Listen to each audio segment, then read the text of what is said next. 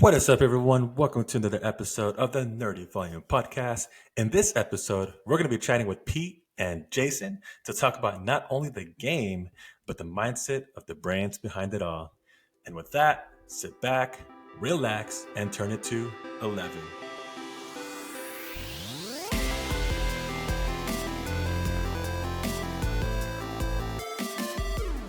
All right. So first off, I want to thank Pete and Jason for accepting the call and hopping on the episode. Pete, Jason, where in the world are you today, and how you guys doing? So I'm doing great. So I'm Jason Creighton. I'm currently in Milwaukee, Wisconsin. So we're still dealing with some winter-like weather, and hopefully we head into spring soon. Yeah, I'm Pete. Jason and I are the co-creators of Factions Battlegrounds. I'm in Minnesota right now. I'm from Milwaukee, Wisconsin originally, and I know that we all got the same memo to wear the same color shirt. So Oh yeah, looking good. I realized Wow. that I put on this. The maroon look. I just I noticed that. I did just Like, realize that too, Pete. So yeah, we this little background before we jump into the questions. How long has it been since my first contact with you guys? From the Kickstarter all the way to making on the Discord up until now. How long has that been now? Like it's been quite a I while think now. you first saw it on Kickstarter, right? I think, if I'm Yeah, I not think mistaken. Okay. I want to say 2020 or something like that. Yeah. So it's kind of funny because it was 2020 because I remember that for a couple reasons. One, it was just a wild time. It was also, I think, an election year, and this year's an election year, so just Yeah, 4 years. that's true. Yeah, so yeah, so I that's think like crazy. yeah, from that point on, we really appreciated how involved you were and how Jason and I tried to take feedback from the community on Mhm. some things because the game was still growing a little bit at that point, Mhm. and it was really great to hear your ideas and start to incorporate some of them. And so that from then, I think it just kind of bloomed into, fortunately, you were a fan of the game too. Like you got the game and enjoyed it, so that's big. And then from there, just kind Yes, of progressed until you're kind of like a member of the team almost. absolutely. Because I still think like back to because like in that would have been beginning of like 2021 when we were still working on some Halaban Mhm. stuff, and that's back when Randolph was part of the group that was like helping us like craft like what some of the illustrations would look like. Of course, help like name the faction and things like that. Just kind of get that stuff off the ground is pretty cool to like then see the progress to the point that we're at now. So thanks for being a part of that, Yeah, Randolph. for sure. Yeah, oh, it's appreciate that and huge pleasure being on the team. Like being part of that process also. Before we go ahead and start off with the questions that I have here, so we're basically doing this interview or podcast series to pick the brains of the creators and the co-creators or designers of the game. A lot of spotlight is all on the game, but not so much of the creators. So we're gonna try to get some of that spotlight onto you guys. But moving on, we're gonna go straight for it, guys. So I know you mentioned it in the beginning, but what's the name of the tabletop game that you guys created? And give a brief summary for those who are not familiar with the game. Pete, if you want to give a Yeah, summary of it, and I'll kind of talk about like how it started. sure. Yeah. So the name of the game is Factions Battlegrounds. It's a 2 to 4 player combat card game. Players take on the role of a general. You lead an army of 12 different units, and those units are warriors, wizards, and monsters. They do different things on the battleground. And it's a straightforward kind of quicker play game where you try to eliminate your opponent's units, your opponent's warriors, wizards, and monsters, and you score victory points based on the unit that you're able to eliminate. So there's some aspects of area control, resource management, a lot of that, but the primary portion of the game is a strategic kind of combat game. Absolutely. And Pete covered like the what, and I'll kind of go into the why. So we've been best friends since first grade, but we originally made the game in fifth grade. We found it in 2017, so like in this Goosebumps folder, and then we were like, okay, let's make an adult version of this game that actually makes sense. And then so we started developing it, and then over the course of that, because we grew up loving like things like D&D, Magic the Gathering, stuff like that. We're like, okay, like so, what can we add to the fantasy genre in general?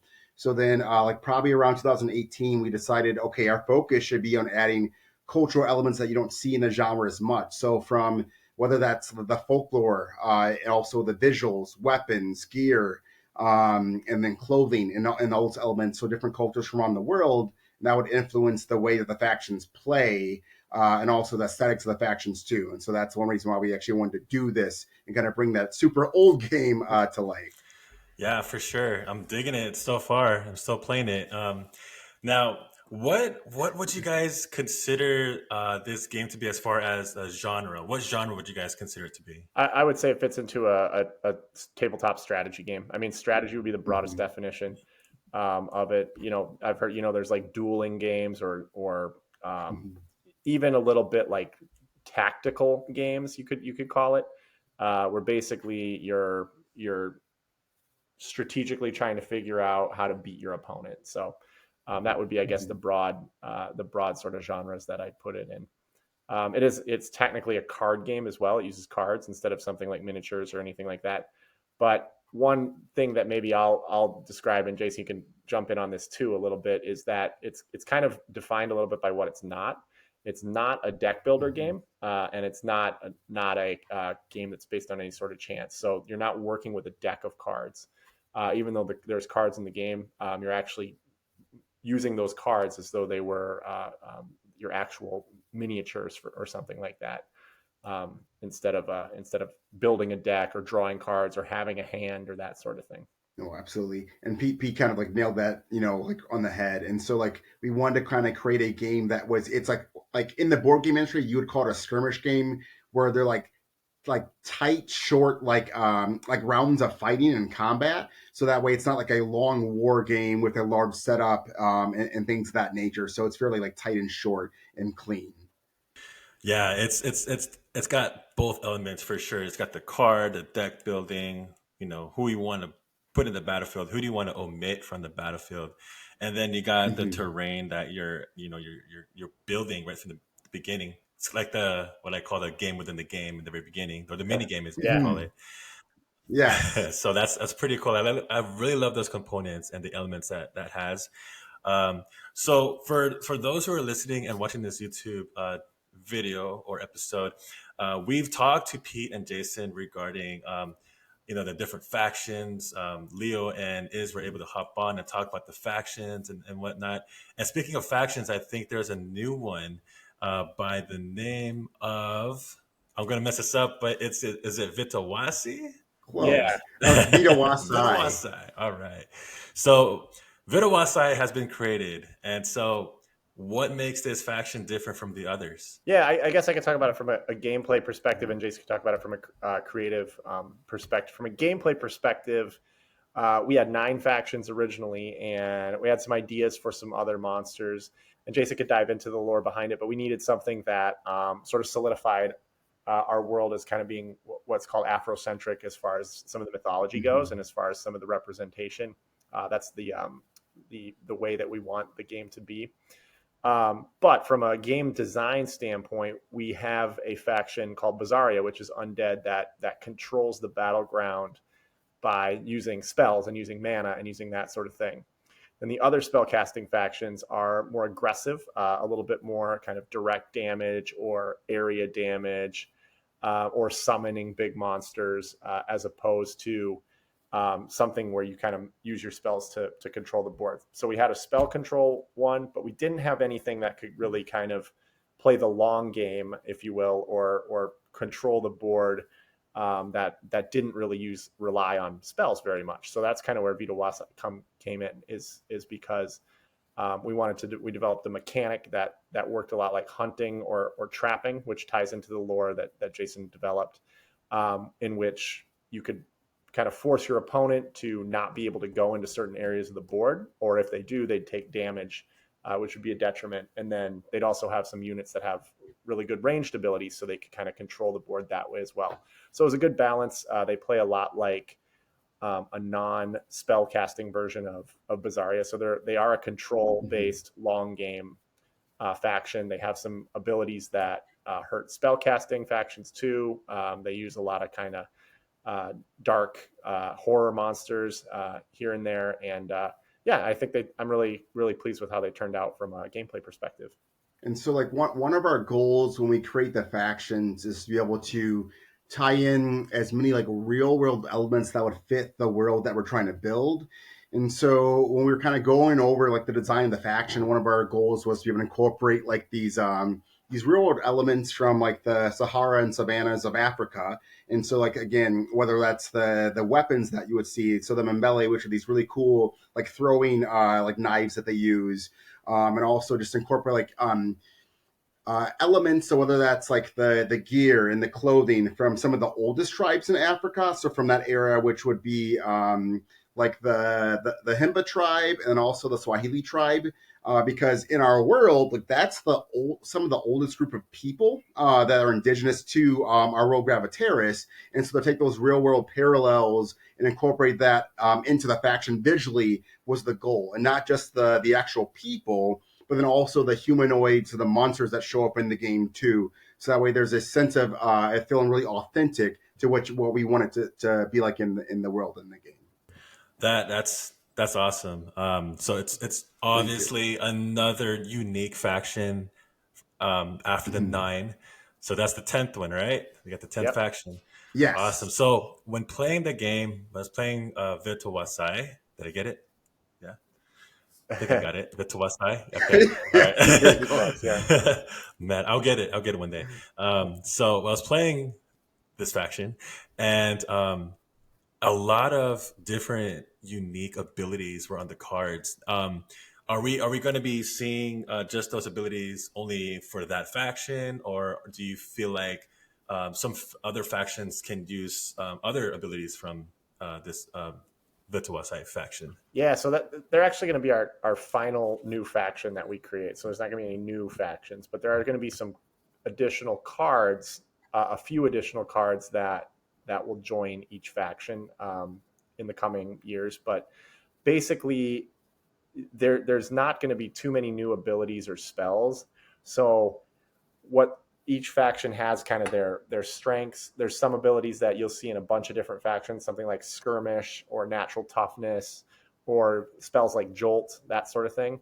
But then some of those higher end abilities are going to be unique to each respective faction. So the goal with gameplay as we kind of create some new cards is that they'll kind of create bridges so that you can kind of create your warband between two factions. So they'll mix in, Mhm. they might share a mechanic or a theme or something like that with another faction that would kind of create a bridge so that you can mix your factions up and play with them. But as far as some of the abilities, a lot of those are actually a lot of the bigger ones, a lot of the better ones are going to be specific to each faction, pretty much. All right, yeah. So I wanted to get a little bit more of a scoop on the new faction. Again, what is the faction called again? Vituasai? Vita Wasai. Vitawasai. Veto. Okay. Yes. Vitawasai. You're probably going to hear me say in this podcast like 17,000 times, but I'm pretty sure I'll get it right. That's okay. All right. So I wanted to just crack you guys open with those questions. And now we're going to go ahead and get into the nitty gritty of it all. Can you walk us through your mindset? Like, what were you guys thinking? Not in a bad way, of course, but like, what was going through your minds when you were put in the process creating this game, Factions Battlegrounds? And you guys were how old now when you guys started even drawing these Oh, units? back in fifth So grade, yeah. yeah. So 10 years old for the original version of the game, which we still Yeah. Yeah, have. to be honest, nothing was in our mind at that time. We just thought it was cool. Yeah, I'm Yeah. dead honest. Yeah. Yeah. So it was just a really cool like lunchroom hobby that we Yeah. Okay. had. So we're like, okay, like we grew up like playing Magic the Gathering, and we were younger too. Like Yu-Gi-Oh and card games like that were a huge thing too. So like, okay, well, let's make this game of our own. And we were super into again like the medieval time period, like the fantasy genre. So like, okay, let's make a game, with wizards, warriors, and monsters, and just play it to spend the And time. just to be clear too, there were no like formal rules to it. Like we had a basic, very basic, but there was not the cards, like the abilities and stuff didn't make sense at all. And it Yes. kind of branched into Jason actually made a couple of like real short little comics that dove into like some of the lore and some of the characters behind, which Mhm. eventually we want to do with factions as well. But at the time, Yes. I don't know that we had any really forward thinking plans, with like actually making rules, to be honest. So Mhm. yeah, it was almost, that way. So So it sounds like it just naturally just happened, honestly. So, like we're playing yeah, this game, and let's just go ahead and just bring it out to the world. Yeah, yeah, that's awesome. I, I do think then after, when we actually started making the real game, let's call it, like Jason mentioned 2018, probably about when we got really going on it. The Mhm. process there was to kind of mold some of the favorite games that we used to play, including some areas that we didn't really, we wanted to be a little different. We didn't want like Magic the Gathering. We didn't want a deck.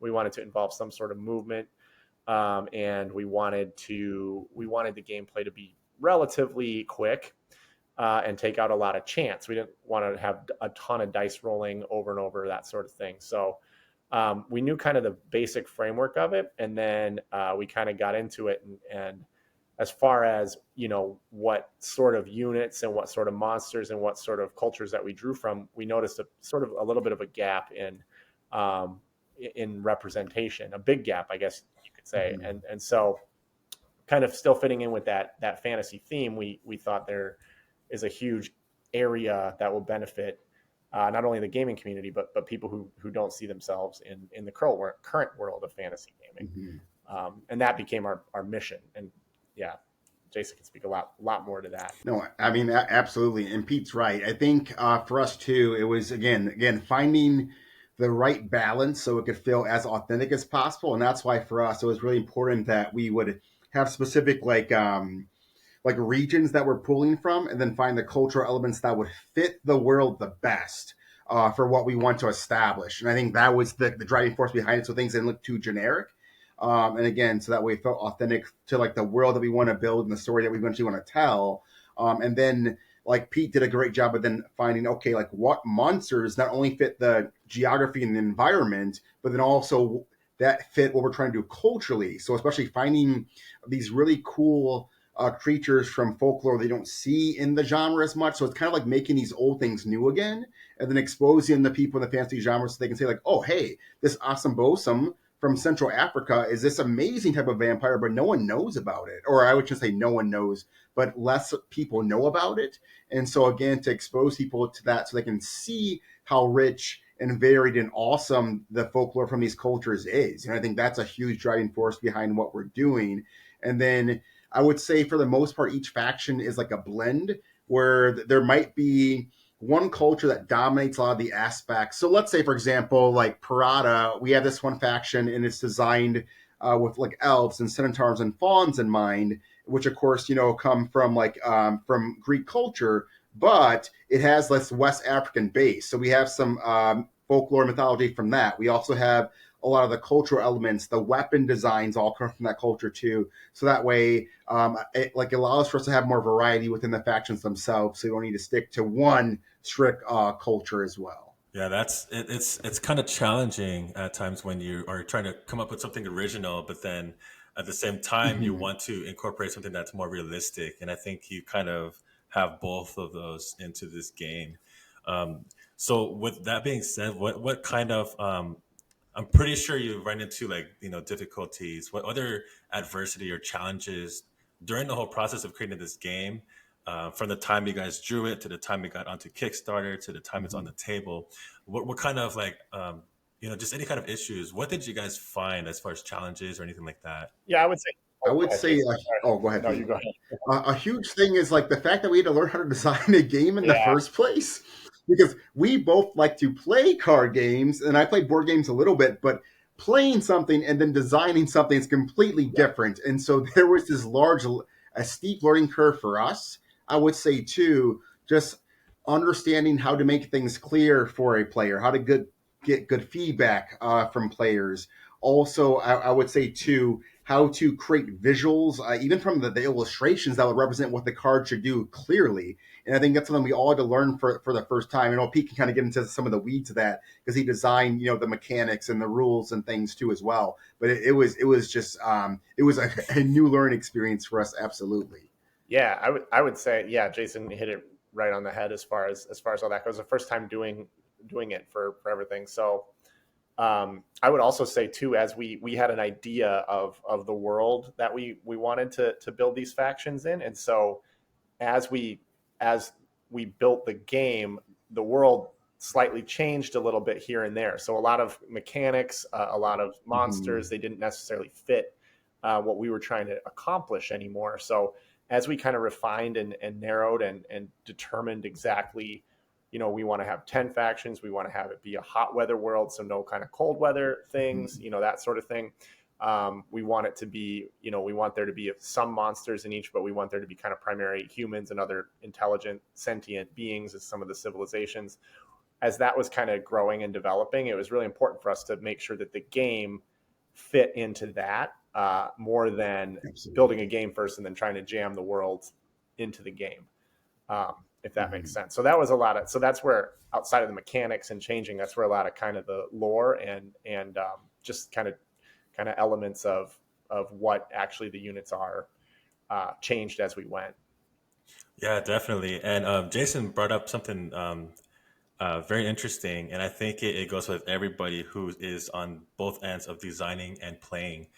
Is the feedback? Pretty sure Hmm. Yeah. launching the Kickstarter. I'm pretty sure you guys got some feedback, positive as well as some negatives. Are you able to share some of the positive and negatives feedback that you guys got? Oh, yeah.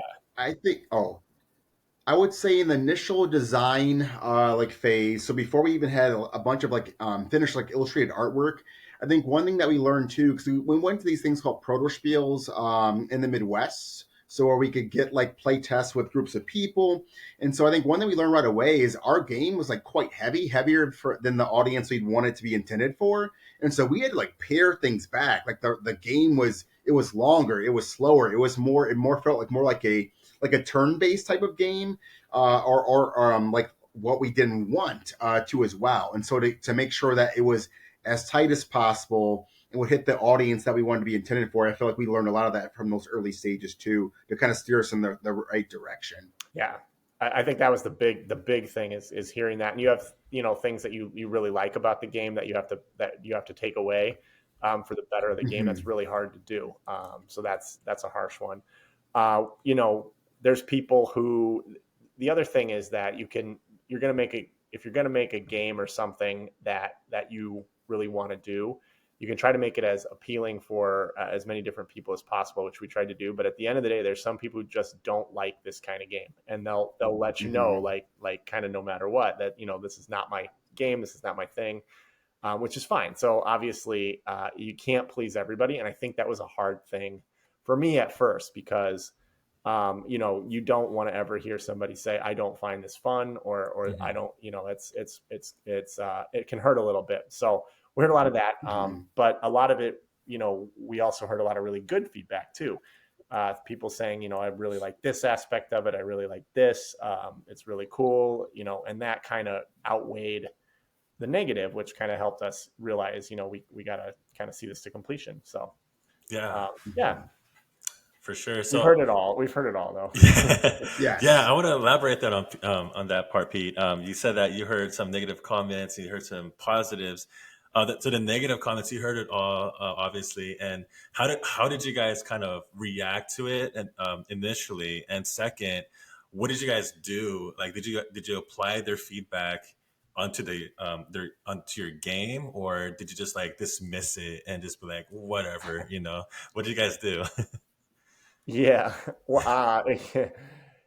I guess my answer is it depends. I mean, Jason, I think probably knows the guy I'm talking about, but there was somebody who offered some, Mm-hmm. he had a lot to say about it, which he didn't like many things, but he wanted us to change things. And he was kind of the only person who had said that. So it's kind of like if you start hearing a couple things over and over, then that's a big red flag, obviously. That's a big red flag, Mm-hmm. obviously. Another one is just pure enjoyment level. Are people understanding the game but not enjoying it? That's another big one. So Mm-hmm. if there's people who say, "Oh yeah, it was kind of fun," and they don't want to play again, or they don't have, they don't sit around and kind of comment on how they enjoyed certain things, that's kind of another sign. I think I think the thing with feedback, once you kind of begin developing a game, you start hearing who actually enjoys the foundation of the game and wants to offer ways to help versus people who are kind of just not that into it, or who are just kind of saying things to say things almost, if that Oh, makes sense. absolutely. So we kind of learned, people who are invested, who want to see this succeed, or who enjoy the baseline, if they're giving feedback in good faith, that's really, then that's the feedback you really look for. We have a target audience, too, that we have identified that, Jason, I'll let Jason expand upon. uh, those opinions were more valuable than other Mhm. opinions. If your target audience and then your target adjacent audience, uh, are giving you good feedback, that's more valuable, or any feedback or bad feedback. That feedback is more valuable than somebody who might not be in your target audience. So we learned to do that too. But yeah, at first we were kind of trying to please everybody and figure out a way, but that didn't work real quick. So Mhm. Absolutely. And I guess how I look at it too is, so like, let's say, because again, I'll kind of talk about our target audience, but the idea behind it is like, when we have people play it, like how quickly does the game hit the mark? And essentially, like, if this is what we're doing thematically, this is what we want people to engage with and attach to, like, emotionally when they play the game too as well. Like, how quickly can they experience that? And I would say too, do players feel like they have like agency? So do they understand like the rules? Can they get a feel for the game within a couple of rounds? Like, do they feel like engaged with what the game is? And like Pete was saying too, does it feel like they're having fun? And I think those are some of the things that we look for right away. And so our audience, for the most part, is people that I would say like are newer to tabletop gaming. So like we believe, like Pete talked about, like thematically how we have a world that we believe is awesome. We believe there, like, the storyline, the themes behind the world is pretty cool too as well. And so like our audience that we call blurred. So it basically means like black nerds. So people who love, again, like awesome worlds, high quality storytelling, but also want to see themselves represented in like the content in like the media that they ingest. And so for us, if we're going to build this world and people are new to gaming, then how quickly can they understand the theme of the game, the rules of the game? How quickly does it hit the mark for newer gamers, especially who are new to tabletop gaming? Because you, of course, know, Randolph, like some games in the tabletop industry can be quite Mhm. heavy, and they can be quite long. And so we want to avoid that, like Pete was saying, like where we want to keep the runtime short. We want people to have a back and forth flow so they're not waiting around for a long time, and also honor the time they're spending playing the game. And all that matters for the audience that we're trying to approach. And so, like, what we eventually kind of came to terms with is like, okay, we have core things that have to be in this game. It's kind of like a sculpture where, of course, you have this block of stone and we're chipping away to get towards those core Mhm. things, and everything else has to go. So if that means that there's 10 cool things that we want to do, but we can only keep three, then we got to work our way to that three, and that's what stays. Everything else goes. And I think that's what we learned within that first year and a For half. sure. Yeah, that's a good way to put it. You want to focus on those things and achieve those three things. And you mentioned Mm-hmm.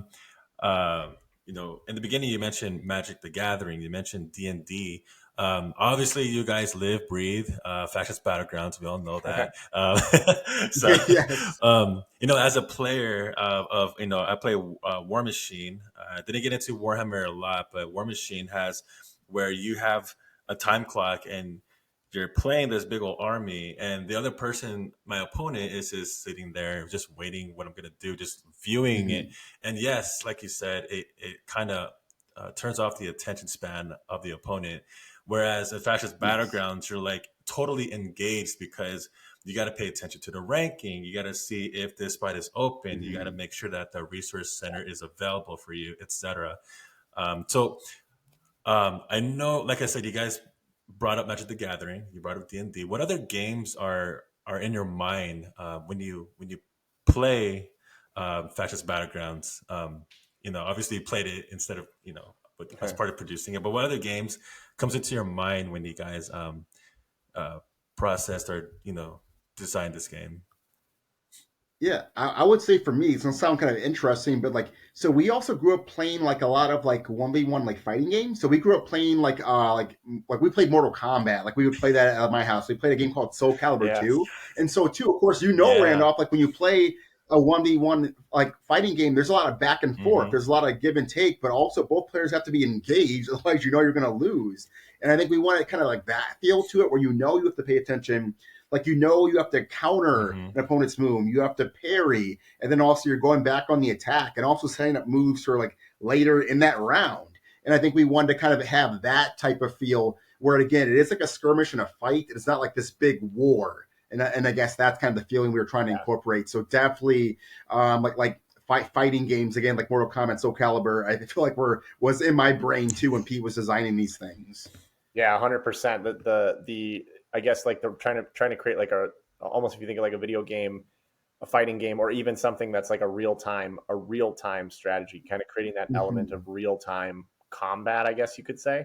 So things Hmm. like, if there's some games like StarCraft, Warcraft, where you're doing things at the same time as your opponent, where you're cultivating resources, building your army, that sort of thing, and it's all happening kind of at once. It's kind of, how do we make that? How do we bring that into a board game where Hmm. that Mm-hmm. doesn't always translate necessarily? So there's other games too, like Warhammer is one where it kind of has some similarities there, where you're in charge of these particular forces and you move them, and they activate at different times and in different ways, um, and that's a big one. But probably for me, outside of some of the games you mentioned, Magic the Gathering, Dungeons and Dragons, there's a computer game series called Heroes of Might and Magic that we played a lot, Mm-hmm. that had a very similar kind of combat structure to it, where a unit would move based on it was speed, I think, for that, but a unit would move and then another unit would move, and it was a compact battleground, but you still had to have movement evaluated. You still had to decide how far you were going to move, or how short, or whatever. So I think that was kind of the one of the biggest influencers, without really even knowing it. But yeah, I think it's elements of all of our favorite things about a lot of games from all Mm-hmm. kinds of different genres, that kind of mixed together, as well as things that we know had been done, that we know we can't make a game that's a better deck builder than Magic the Gathering. Like, we just won't be able to do it. We don't have, that's not our skill set or anything like that. We won't be able to make a better kind of role playing engine than a D&D or something like that. So it's kind of, what's something that's not there that we miss, and how can we Mm-hmm. incorporate what we like about these games and use them as influence for this game. Hmm. Absolutely, that's awesome. And so yeah, there's always like some kind of influence from different games onto a game that you produced, and I think it shows. And that's the interaction, and that's what I love about this game, because you're always like on your toes about this game, and you're like, what are you doing? You're gonna fight? Oh my goodness, I got this guy coming up and nowhere. It's like one of those things. Like, okay, I got you. Yeah. So that's pretty awesome. So what's the world going to see from you guys, and the game? Like, what's anything coming up or anything new? So I think Pete can kind of talk about what he's doing as far as like some like micro expansions. But I think one of the things that we're working towards is we're working with one of our illustrators who illustrated the Moonshadow faction. His name is Josh Baldwin, and so he's coming up with these really cool, like, finalized designs for, okay, this is what all the weapons for this faction will look like. These are the cultural elements. This is the gear that they'll use. This is going to interact and fit in our Hmm. world, and then also to also get like all the clothing sets. Eventually, we would like to get into some storytelling elements, and that could be like an analogy, like graphic novel, and kind of introducing some characters. We really want to start moving forward with that element of the world. Like Pete was saying, like that was the basis of why we created this. So we have this really cool world. We made a game out of it, but what also can we do with this world moving forward? Yeah, that's the big goal right there. That's the big time goal. So as far as from the game itself, as I mentioned, we do have, right now for sure, one new card for each faction that's going to be coming out. There are going to be some different monsters. Jason talked a lot about fighting the monsters from different parts of the world that aren't, you don't see, but that are so cool. And so we picked some that really fit each faction well. And those are going to start to be those cards that kind of work a little bit as, they're either going to strengthen particular strategies of each faction, or they're going to serve as those bridge cards where it's like, oh, there's some units in another faction that I like that can kind of play well off this card. So let me include that and build my own sort of group of 12 cards that I Hmm. want to fight with. So that's the only thing for sure set in stone. And then, hopefully we'll have a couple other cards for each faction down the line too. As far as the game goes, but it's mostly now about building that lore, building our audience, and getting this game out into the world while having something like 10 more cards for the diehard players, like yourself to look forward to as well. For sure. That's the kind of information that I was looking for. Awesome. Yeah. No timeline on that yet, but not sooner than later. So. Oh, for sure. And where can our audience find you as far as you guys and the game? So I would say, like, as far as where we'll put out content, I would say like Instagram is like probably like where we're fairly the most active. We also have a Discord channel for Factions Battlegrounds too as well. And there is a link to that in our link tree on our Instagram and Facebook. But I would say those are the three like social media platforms that we're the most like active on. And if you can kind of talk about where you can find the game. Yeah, itself. you can. Factionsbattlegrounds.com is the best place to buy the game. You can just click right there and buy it. You can buy that. You can buy the expansion, the 10th faction, Vitawaasi as well. And then once you have the game and have checked it out and played it, the Discord is a great place to jump on and chat about the game, that sort of thing. Facebook group as well. Instagram is the best too. You can buy the game from the link in the bio as well. And then, you can go to different websites. I think it's on Amazon and a few different like third party game retailers sell it as well. But the quickest and easiest way is just going on our website. Perfect. All right. So as we land the plane here, of course, we're talking about games, so we gotta have a little fun here, right? This whole series is all new to me, and I love that Jason and Pete, received the calling and accepted the challenge here. And of course, there's no challenge without having questions on board here, right? So there's this thing called that I've made up. It's called Fast Five, and we're basically going to be repeating after me. So, for example, I'm going to say my favorite color is, and you just respond by saying my favorite color is red. So I have a list right here. So for both of you guys, I want you guys to pick a number pick three numbers between 1 and 10. Okay. Got it. So and yeah. So what are those numbers? So actually, both of you gotta come up with the same numbers. Actually, we gotta say it. We gotta say them. Yeah. Right now. Oh, see, they're the same. Yeah. Okay. So both of you guys come up with the same numbers. Okay. There's a little method to my madness here. All right. Go. 1, 3, 8, 5. Oh, wait. I said them all. Okay. Okay. Oh, okay. So you want to do 1, 3? Right? You want to do 1, 3, and 8? I said 1, 3, and 8. Yeah. Oh, sorry. Oh, I thought. Okay. Yeah, let's do that. Okay. That's fine. All right. Okay. No, it's all good. Okay. No worries. Did you want to So you 1, 3, 8. Do you want to do another one, Jason? Instead of an 8, you want to do 5? Oh no. We can do that. I wasn't sure if we're trying to say like exact same numbers. Yeah. That's Okay, fine. perfect. So 1, 3, All right, and 8. cool. Thank you guys for being the guinea pigs on this one. So, all right. So here we go. So repeat after me. My all-time. We'll start with Jason first, and then we'll go Pete. And we'll just go back and forth. So here we go. So my all-time favorite board game is. Oh, Isle of Cats. Okay. So Jason, just to be like, my all-time favorite board game is Isle of Cats. Oh, yeah, yes. Because I don't want to pick Factions Battlegrounds. So my because I thought that's a cheat. My all time favorite board game is Isle of Cats. And Pete, my all time favorite board game is probably Blood Rage. Okay. Oh, okay. Nice. All right. It is Factions Battlegrounds for the record. That's a trick question, but you got it. You got it. All right. So, with all expenses paid for, I will pack my bags and travel to Rome. Okay. I'd say Japan. Japan. All right. So those are good. Those are simple questions, right, guys? Those are pretty laid back, right? All right. Here we go. So 1, 3, and 8. All right. So Jason, this is we're gonna start with you, all right? So if I had to choose an animal as my battle companion, it would be Siberian tiger. Ooh, nice. That's really specific.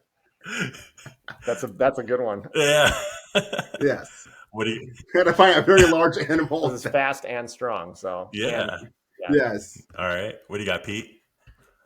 Oh, I can't pick that one. I would pick. I would pick an elephant.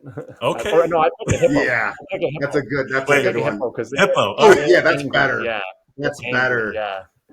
So Hippo. and they kill like the most people, from what I understand. I swear. That's awesome. That's awesome. All right. So the next one. All right.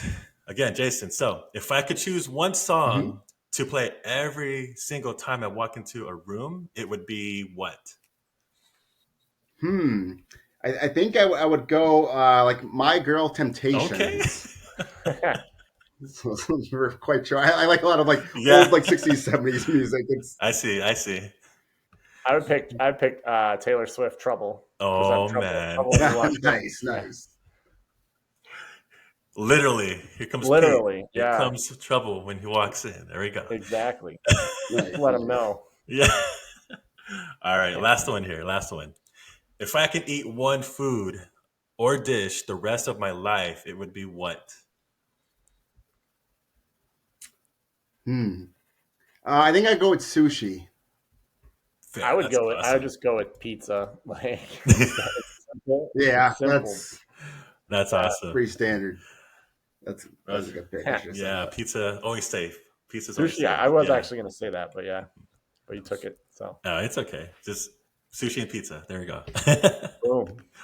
All right, Pete, Jason, thank you so much for being your first guest on this series. So we're going to wrap it up right here. Again, thank you again. Is there anything you guys want to say before we close this out? Just that. Thank you for having us, Randolph. And this has been a blast. It's like fun, like looking back or thinking about like some of the beginning stages that worked on this game too, and the creative side of it. So thank you. Yeah, thank you so much. Like for as Jason said, and also just for your support all the way throughout. Like it's been great. It's been fantastic that you're part of like the family for it. So and everything you've helped a lot with the game yourself. So in a lot of ways. Thank you for allowing me. Yeah. Yes. All right. Well, I mean, thank you guys for creating this game. Otherwise, we wouldn't be having this conversation, right? I guess you're right. Technically. All right, guys. Well, you guys take care now, right? Thank you. Thank you again. All right. Thanks, Randolph. You too. That wraps up this episode. Don't forget to follow us on IG, Facebook, and Twitter. You can catch us on YouTube where all of our content is at. Please leave a review as it will help this podcast grow. Also, hang out with us on Discord and don't forget to turn it to 11.